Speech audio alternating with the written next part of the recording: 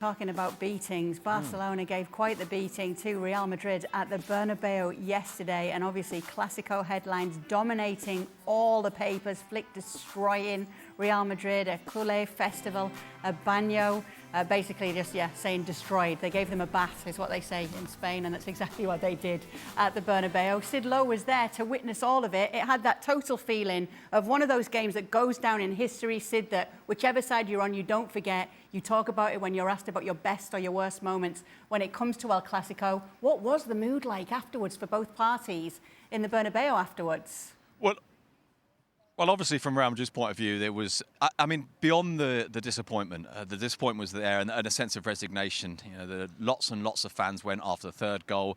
Even more then went after the fourth goal and didn't wait till the final whistle. I think by the time the final whistle went, there were probably 30,000 people who had already left the stadium. But I think it's more than the disappointment. It's that sense that they didn't really compete. It's that sense that maybe they've been found out a little bit, that this team, where things weren't working, but there's enough talent that they were kind of getting away with it. And actually that's happened a bit over the years, and they've always found a way through. And that's maybe the thing they cling to now, is maybe we can do it again. We can find a way through it again. But really and truly, I think this was a demonstration of some of their flaws as well as some of the qualities that Barcelona have. Now, from Barcelona's point of view, this almost couldn't have been better. Not just the fact that you go to the Bernabeu and you win 4-0, but you go to the Bernabeu, you take the risk of maintaining that high defensive line because you think it's the right thing to do, and you get proven right. And it works for you. You beat Real Madrid, a Real Madrid team that won the league last year by a long way, that won the Champions League, and that signed Kylian Mbappe, and that everybody thought was going to walk away with a league title. And you go there and you beat them. And that player, Kylian Mbappe, doesn't have a good game. And you win that battle with him in terms of catching him offside, and actually in terms of your goalkeeper. And that's the other part of this. You've got a reserve goalkeeper playing, and he plays brilliantly.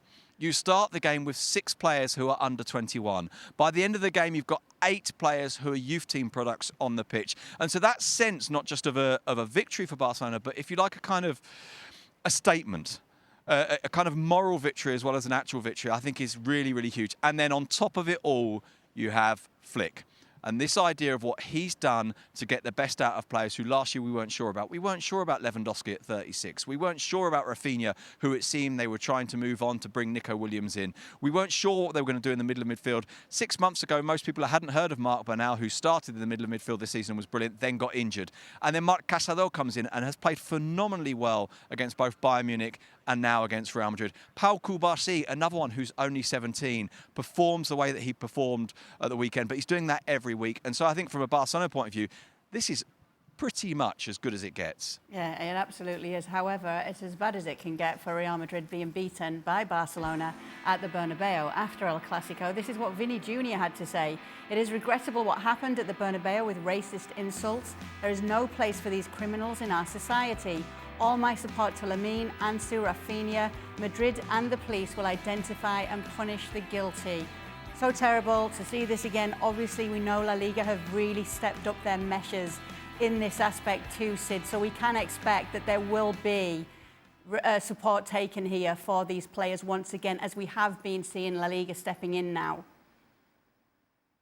Yeah, and obviously nothing happened last night because people weren't aware of it. The referee, who of course is the one that would set into place that anti-racism protocol that would involve announcements over the loudspeakers, which would involve the game being stopped if needs be, which would involve the teams being taken off the pitch if needs be. Of course, they weren't aware of that. This has come out because of mobile phone footage from one end, and obviously it's a couple of voices abusing Lamine Yamal that in the overall noise didn't get noticed at the time. Now that it has been noticed, I think it's pleasing within, obviously, something we absolutely don't want to see. Pleasing to see the speed of the response from La Liga, the speed of the response actually from the Spanish state as well, and from Vinicius to come out and say, right, I'm on Lamine Yamal's side on this, that this isn't about teams. And I think that's important. And hopefully, Real Madrid will be able to identify the people involved, and hopefully action will be taken. And action is being taken. We're seeing that now. And I think that's a step in the right direction because, of course, there is a limit to what football as a sport or as a kind of a social sphere can do, but so long as it is doing absolutely everything, then it's a step in the right direction. Sid, thanks so much for being with us today. Thanks for giving us more insight on that situation as well.